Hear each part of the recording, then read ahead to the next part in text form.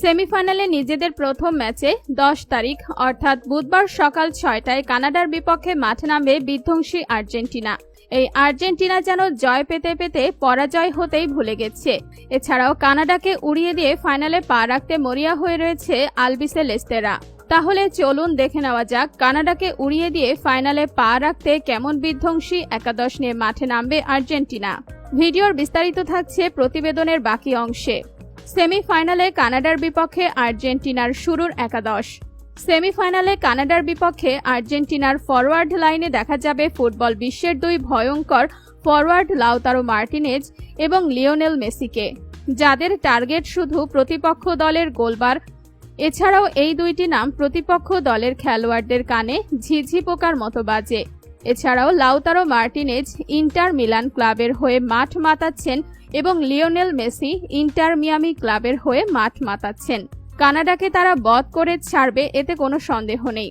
সেমিফাইনালে কানাডার বিপক্ষে আর্জেন্টিনার মিডফিল্ড লাইনে দেখা যাবে বিধ্বংসী চার midfielder Enzo Fernandez, Alexis Mac Allister, Rodrigo De Paul এবং নিকোলাস গনসালেসকে, যাদের আক্রমণে প্রতিপক্ষ দলের গোলকিপার হতভম্ব হয়ে যেতে পারে।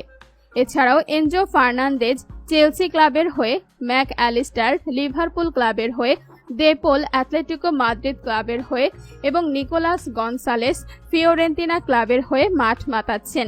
কানাডাকে ধসিয়ে দেওয়ার জন্য প্রস্তুত এই চার মিডফিল্ডার।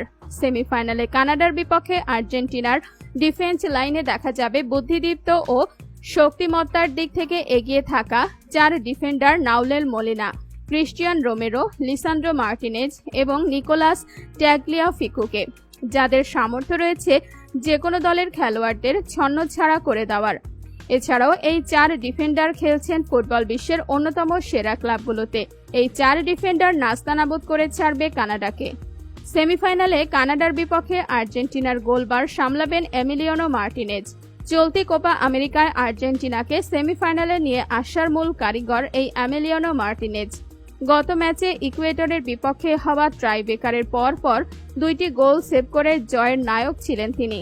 এছাড়াও তাকে টপকিয়ে গোল দেওয়াটা হবে কানাডার খেলোয়াড়দের জন্য এক প্রকার চ্যালেঞ্জ।